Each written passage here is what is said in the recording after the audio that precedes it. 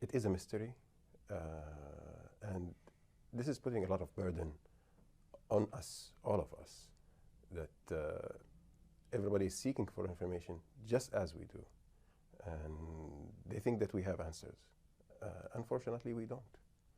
Abdullah, we've heard from the Turkish government that have said that they believe that your father walked into the consulate, that he was choked, that he was then killed.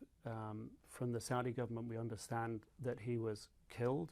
Until now, it's vague, like it's the story, like the details, what exactly happened inside. As you know, how is the media, Twitter, TV stations, everybody's telling a different story. And for me, I'm trying to simplify it as much as possible, that he died, yeah. And as simple as that. And you were the last one of your father's children to see him. You saw him 2 months ago in Turkey. How was he then? He was happy. It was a very good opportunity for me to see him. We hung out around Istanbul. We had fun, and I think I was really lucky to have that last moment with him. How has all this been on your family, on your mother and your sisters? It's difficult. Like, it's not easy, especially when the story gets this big. It's not an easy it's confusing. Even the way we grieve, it's a bit confusing, like, because we're grieving, at the same time we're looking at the media and the misinformation. Like, there's a lot of ups and downs. It's not a normal situation. Like, it's not a normal death at all. All what we want right now is to bury him in Al-Baqiyah, in Medina, with the rest of his family. In Saudi Arabia? In Saudi Arabia, yes. I talked about that with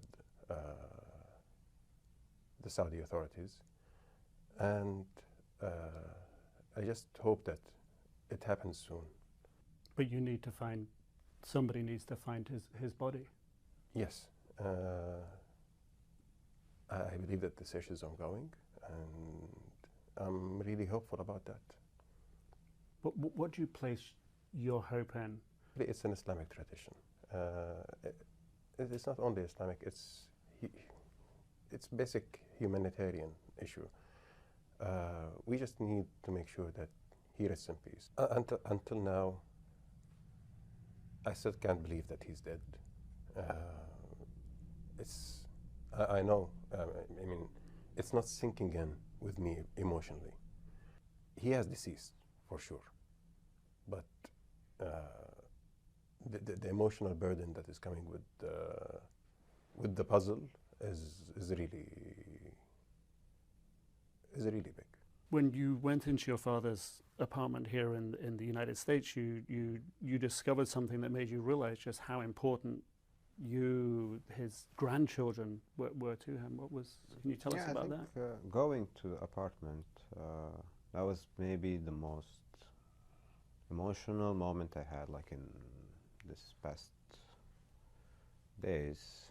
This picture especially, it was next to his bedstand, next to his bed, and his grandchildren, and that's the last thing he looked at before he goes to bed. It's that thing shocked me, like, not shocked, but it's just, it showed a side, not a new, but it put an emphasis on his gentle, tender side of loving his family, his grandkids, and the last thing he would see at night was his grandchildren, and he put that there so he would see it.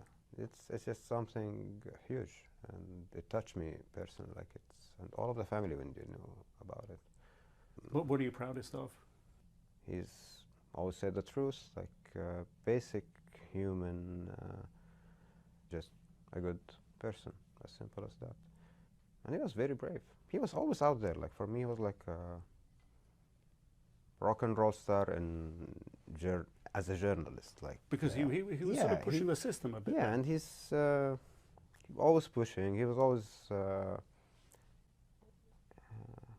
Yeah, he's brave. There have been people who've been trying to sort of create a different impression about him, a different legacy, allegations that he was sort of supported the Muslim Brotherhood. I don't believe so. Can Abdullah, you can shed a light on that. I used to tease him also. Like the last time when I met him in Turkey, I used to tease him like, oh, I read this on Twitter, like they're saying you're Muslim Brotherhood. Where is your beard? Where is something? And he laughs and he goes in details. I'm not Muslim Brotherhood because of this, and like I just And he hear. said that to you?